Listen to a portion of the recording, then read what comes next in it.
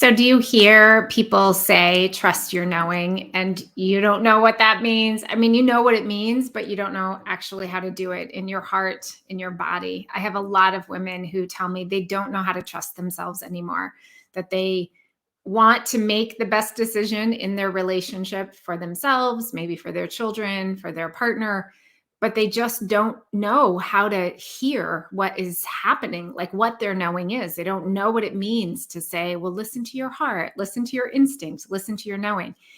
And so I want to clear up a couple of things about this because it's really important. And it's actually part of the core foundation of what I do with women over 8 weeks is helping them come back into alignment with their knowing, not my knowing, not what I think they should do, because we're really growing out of that kind of world right now of looking outside of us for what my family, my community, my parents, my religion, my whatever wants me, tells me I should do. Many of you I know maybe got into a relationship, got married, had children, chose a career, bought a particular house, did all kinds of things because it was what other people said you should do. It's what it seemed like the best idea at the time, right? Based on what externally was being given to you, which is not a bad thing. It's how all of us come to know who we are,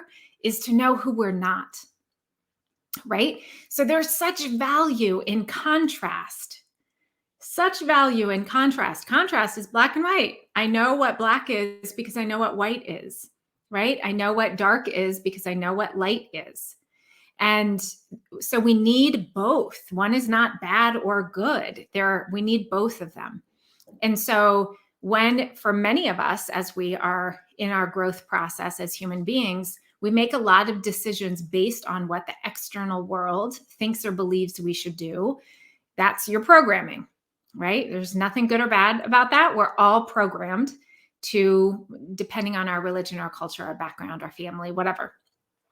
And as we mature, and this isn't about age, because you can live your entire life, well into your 70s, 80s, and 90s, and not ever make this big shift to start looking within for your own answers rather than outside of you, right? You can live your whole life, and most people do, and continue to look outside of them for the answers of how to make the next step in their relationship, in their life, in their career, with whatever is happening in their world, right?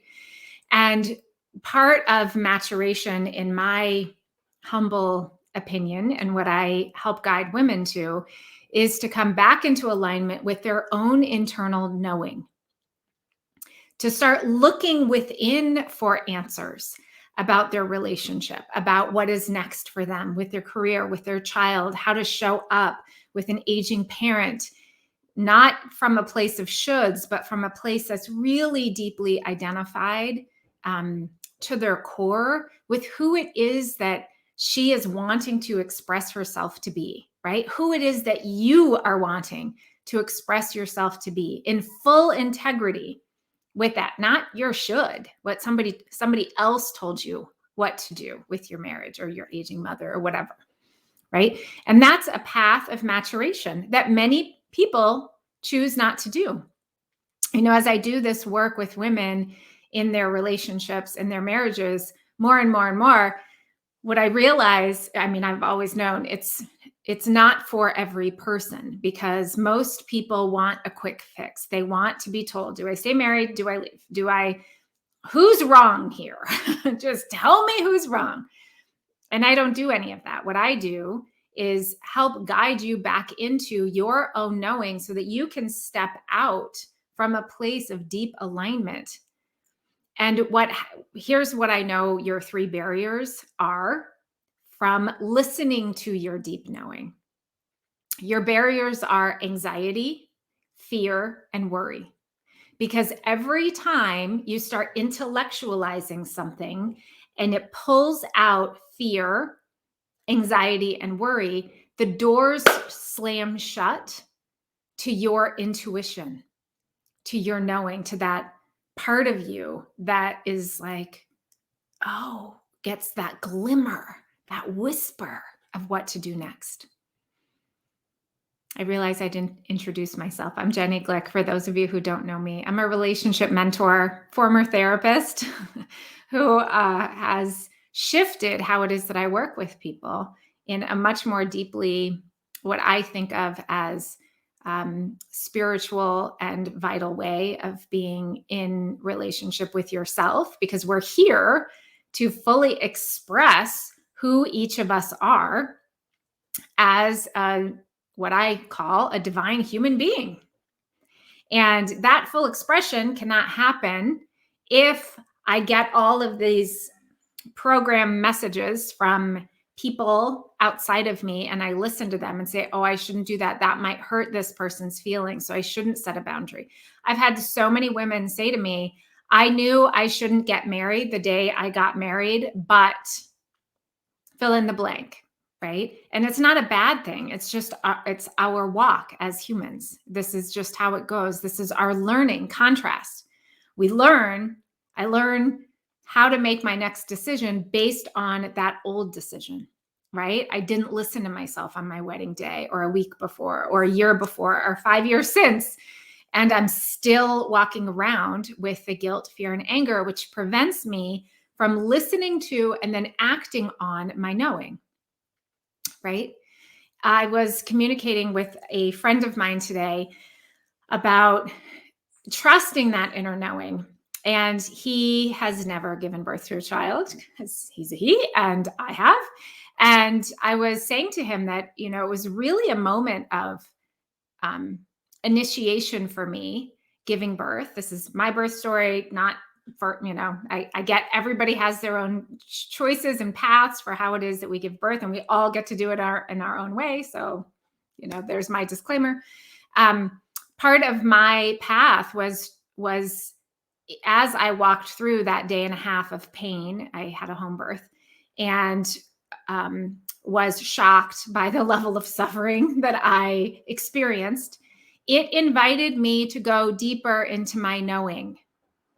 Right? Because I wasn't looking outside of myself for answers. I knew 20 years ago when I did this, that whatever it was that was going to get me through that difficult, hour after hour after hour was a kind of innate intelligence that had nothing to do with my head. And if I was going to be in fear or worry or anxiety, it was just going to make it worse because I wouldn't be trusting the process, right? And that is a really powerful metaphor, I believe, for many of us as we birth something new. Whether you believe that we're birthing a new planet right now, a new Earth, you're maybe birthing a new career, maybe you're birthing a new relationship, maybe you're launching your children, so you're birthing a new iteration of yourself. Right? In whenever it is that we're in that kind of birth canal, it's dark, it's scary, it hurts. You're like, I don't want to do this anymore. For me, I was like, I want to die. This is horrible. Why do people do this many times? Right? And so it brings up all that stuff, right, for us to look at and for us to come back into our own divine knowing, to our own innate trust, to our own innate intelligence, the wisdom that lives within us. We don't have to go outside. I'm a guide, I'm a way shower back home to you, not to me, not to the Jenny Glick way of doing it, right? I guide you back to your heart, your way. So remember that if you're practicing, if you're in a moment in your life where you're practicing or you're wanting to practice listening to your own self more, trusting your knowing, then I want you to pay attention to every time fear, anxiety, and worry come up, because that is going to slam the door on you connecting with that part of you. So that is what I have to say about that today. So glad that you're here in this space. Thank you so much. Have a wonderful rest of your day. If you find this video helpful, like it, share it, invite your friends to be a part of our little Facebook community, my YouTube channel. There's some cool free downloads. If you want to have access to them, just sign up for my email list.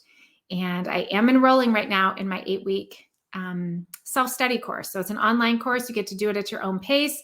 Really cool bonuses happening for the next couple of days. So the link will be available for that for you as well. Thanks so much for being here. Take good care of yourself.